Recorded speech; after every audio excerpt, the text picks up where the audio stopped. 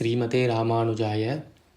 பாராளும் படர் செல்வம் பரத நம்பிக்கை அருளி ஆராவன் விளைவனோடு அருங்கானம் அடைந்தவனே சீராளும் வரைமார்பா திருக்கண்ண புறத்தரசே தாராளும் நீன்முடி என் தாசரதி தாளேலோ. அனைவருக்கும் என் பணிவான வணக்கம். நான் மதுரையிலிருந்து ஜோதிடர் சுந்தரராஜன் பேசுகிறேங்க. இன்றைக்கி இந்த பதிவில் ஒரு சுவாரஸ்யமான முக்கியமான ஒரு ஜாதக ஆய்வை நம்ம பார்க்க போகிறோம்.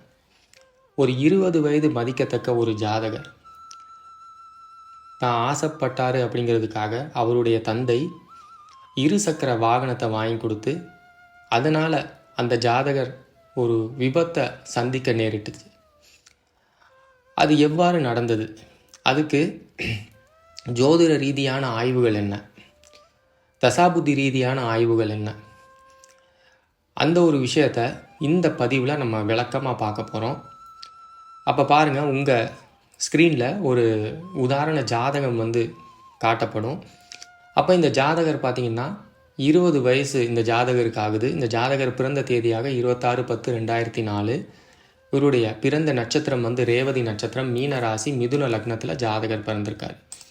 பாரம்பரிய ரீதியாக இவரினுடைய ராசி கட்டம் மற்றும் நவாம்ச கட்டத்தையும் நம்ம பார்க்கலாம். அதுக்கடுத்து இந்த ஜாதகத்தை நம்ம டிகிரி வைஸாக கணிச்சு, டிகிரினா ஒன்றும் கிடையாதுங்க. இப்போ ஒரு கிரகம் எந்த டிகிரியில் அமர்ந்திருக்கு, அதே மாதிரி ஒரு பாவம். இப்போ ராசி கட்ட ரீதியாக நம்ம பார்த்தோம்னா லக்னம் அப்படிங்கிற ஒரே ஒரு பாவம் தான் நமக்கு தெரியும். அது தெரிஞ்சாலும் நம்ம அந்த லக்னம் எந்த டிகிரியில் அமர்ந்திருக்கு அல்லது எந்த நட்சத்திரத்தில் அமர்ந்திருக்கு அப்படின்னு நமக்கு தெரியாது.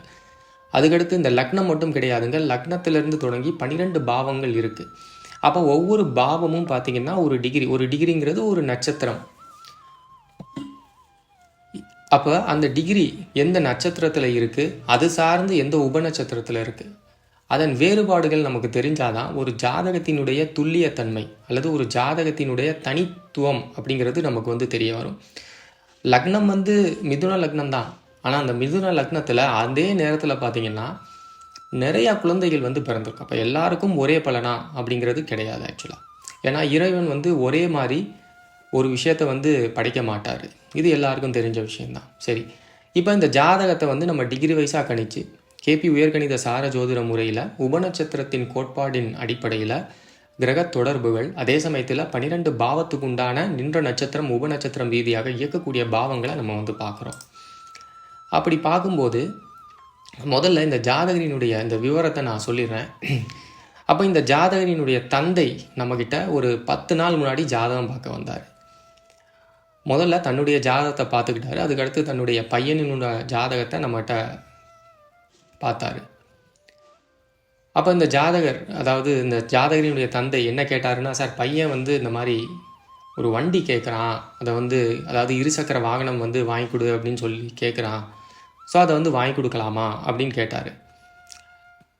அப்போ நம்ம பார்த்துட்டு சொன்னோம், சார் இப்போ உங்கள் பையனுக்கு உண்டான அந்த இருசக்கர வாகனத்துக்கு உண்டான நேரமோ அல்லது அமைப்போ சரியில்லை. அப்படி வாங்கி கொடுத்தீங்க அப்படின்னா நிச்சயமாக அது விபத்துக்குள்ளாகும். அது மட்டும் இல்லாமல் அதனால் நிறையா பிரச்சனைகள் வரும். அதனால் தயவு பண்ணி நீங்கள் வாங்கி கொடுக்காதீங்க அப்படிங்கிறது நம்ம தெளிவாக ஆணித்தனமாக நம்ம சொன்னோம். 10 நாள் முன்னாடி தான்.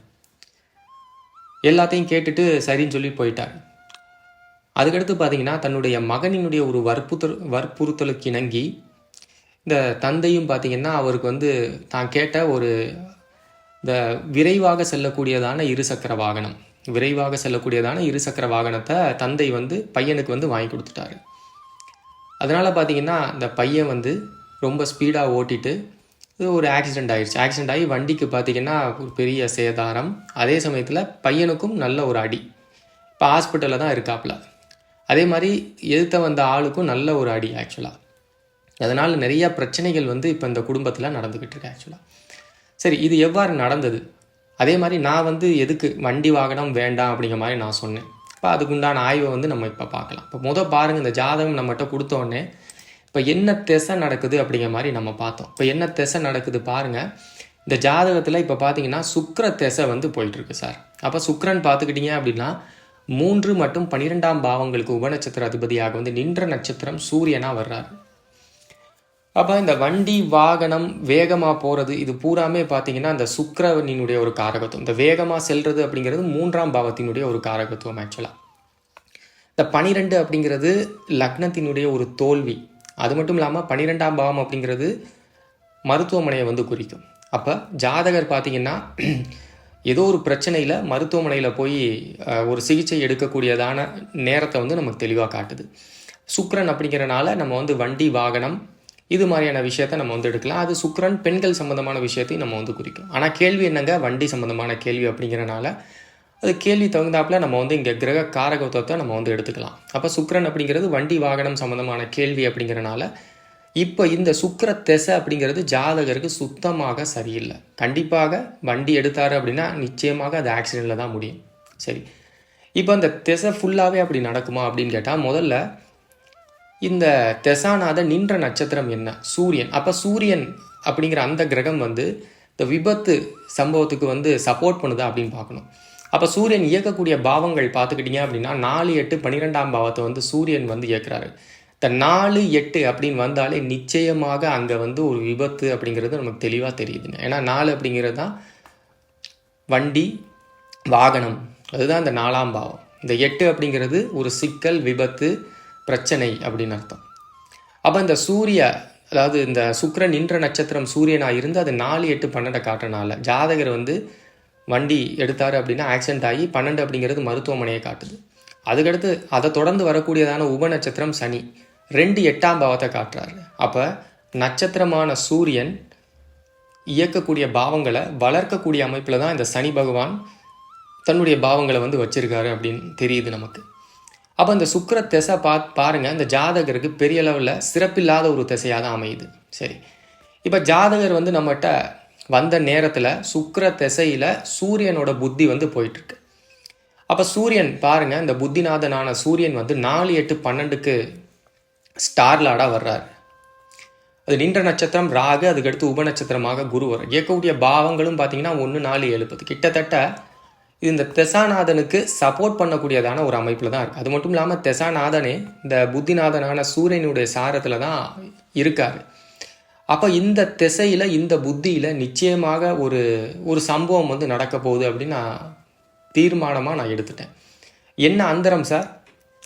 என்னென்னா இந்த திசை அப்படிங்கிறது சுக்கிர திசை அப்படிங்கிறது 20 வருட காலம் வந்து போகும். அதே மாதிரி இந்த சூரிய புத்தி அப்படிங்கிறது அது ஒரு 2 வருஷம் போகும். அப்போ அந்தரம் அப்படிங்கிறதா நம்ம, ஏன்னா அந்தரம் அப்படிங்கிறதா ஒரு குறுகிய காலத்தை வந்து நமக்கு வந்து காட்டும். அதே மாதிரி ஜாதகர் நம்மகிட்ட வரும்போது ராகுவினுடைய ஒரு அந்தரம் வந்து போயிட்டு இருந்துச்சு. ஆனால் இன்னும் அவர் வந்து வண்டி வாங்கலை ஆக்சுவலாக. அப்போ ராகு பாருங்க, புத்திநாதன் சூரியன் வந்து ராகுவோட சாரத்திலே இருக்காரு. அப்போ ராகு வந்து இயக்கக்கூடிய பாவங்கள் பாருங்க 4, 6, 10 வந்து நமக்கு காட்டுது. அப்போ இதுவும் இந்த 4, 6, 10ஆம் பாவமும் பார்த்துக்கிட்டீங்க அப்படின்னா லக்னம், அதாவது தசாநாதன் காட்டக்கூடிய பாவத்தையும் புத்திநாதன் காட்டக்கூடிய பாவத்தையும் நல்லா வந்து வளர்க்கும் அப்படின்னு அர்த்தம்.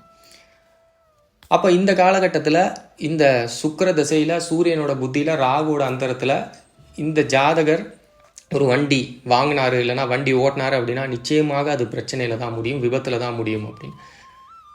அப்போ சார் இப்போ நடக்கக்கூடிய திசையும் சரியில்லை, இப்போ நடக்கக்கூடிய புத்தியும் சரியில்லை, இப்போ நடக்கக்கூடிய அந்தரமும் சரியில்லை, வண்டி வாகனம் சம்மந்தமான விஷயம். ஆகவே நீங்கள் வந்து உங்களுடைய பையனுக்கு தயவு பண்ணி இந்த வண்டியை வந்து வாங்கி கொடுக்காதீங்க அப்படின்னு நம்ம தெளிவாக சொன்னோம். பட் இருந்தாலும் பையனோட வற்புறுத்தலின் காரணமாக இந்த தந்தை வந்து வண்டி வந்து வாங்கி கொடுத்தாரு. ஏன்? இங்கே பாருங்கள், தந்தை அப்படிங்கிறவர் சூரியனை வந்து குறிக்குது. அது மட்டும் இல்லாமல் பாவங்களின் அடிப்படையில் 9ஆம் பாவத்தை நம்ம வந்து எடுக்கலாம். அப்போ 9ஆம் பாவம் பாருங்கள், புதன் சப்லாடாக வர்றாரு, 2 நட்சத்திரம் குரு, அதுக்கடுத்து சனி 2, 8. இந்த 2, 4, 8ஆம் பாவம் அப்படிங்கிறது கிட்டத்தட்ட பார்த்துக்கிட்டிங்க அப்படின்னா ஒரு பெரிய லெவலில் பார்த்தீங்கன்னா ஒரு இணக்கமாக செல்லாத ஒரு அமைப்பை தான் நமக்கு வந்து காட்டுது. தந்தைக்கும் மகனுக்கும் ஒரு இணக்கம் இல்லாத ஒரு அமைப்பை தான் காட்டுது. அது மட்டும் இல்லாமல் பிடிவாத குணம். இப்போ பையன் வந்து ஏதாச்சும் ஒன்று கேட்டாருன்னா வேறு வழியே இல்லாமல் தந்தை வந்து அதை வாங்கி கொடுக்கக்கூடிய சூழல் தான். அது மட்டும் இல்லாமல் சூரியன் பாருங்கள் 4, 8, 12.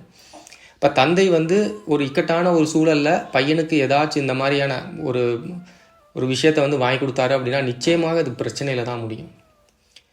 இப்போ எவ்வளோ இருக்குது இந்த ஜாதகத்தில், இப்போ எவ்வளோலாம் நம்ம வந்து எடுத்து சொன்னோம், பட் கேட்கல. ஏன்னா விதி வலியது அப்படின்னு நம்ம சொல்கிறோம் இல்லையா, அதுதான்.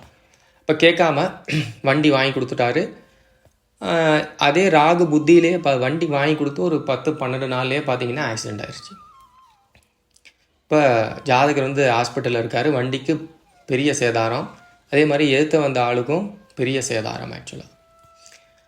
அப்போ இந்த மாதிரியான அமைப்புகள், இந்த மாதிரியான ஜாதகங்கள் பார்த்துக்கிட்டிங்க அப்படின்னா நம்ம தெளிவாக வந்து நமக்கு தெரியுது. இப்போ ஒரு திசை வந்து நல்லா இருக்கா, அதே மாதிரி ஒரு புத்தி வந்து நல்லா இருக்கா, அப்போ கேட்கக்கூடிய கேள்விக்கும் தசாபுத்திக்கும் என்ன சம்மந்தம் இருக்குது, இதெல்லாம் நம்ம வந்து ஒப்பிட்டு சீர்தூக்கி பார்த்தாலே நிச்சயமாக நமக்கு வந்து என்ன பலன் எடுக்கணும் அப்படின்னு நமக்கு கண்ணாடி மாதிரி தெளிவாக தெரியுங்க. இப்போ இதே மாதிரி நம்மளுடைய யூடியூப் சேனலில் நிறைய வீடியோஸ் வந்து போட்டிருக்கோம், தொடர்ந்து பார்த்துக்கிட்டு வாங்க. அது மட்டும் இல்லாமல் உங்களுக்கு எங்கிட்ட ஜாதகம் பார்க்கணும், அதே சமயத்தில் இந்த கேபி உயர்கணித சார ஜோதிட முறையில் ஒரு கோர்ஸாக படிக்கணும் அப்படின்னாலும் என்னுடைய வாட்ஸ்அப் நம்பர் டிஸ்கிரிப்ஷனில் கொடுத்துருக்கேன், தொடர்பு கொள்ளுங்கள், தொடர்ந்து பேசலாம். நன்றி, வணக்கம், வாழ்க வளமுடன். ஸ்ரீமதே ராமானுஜாய.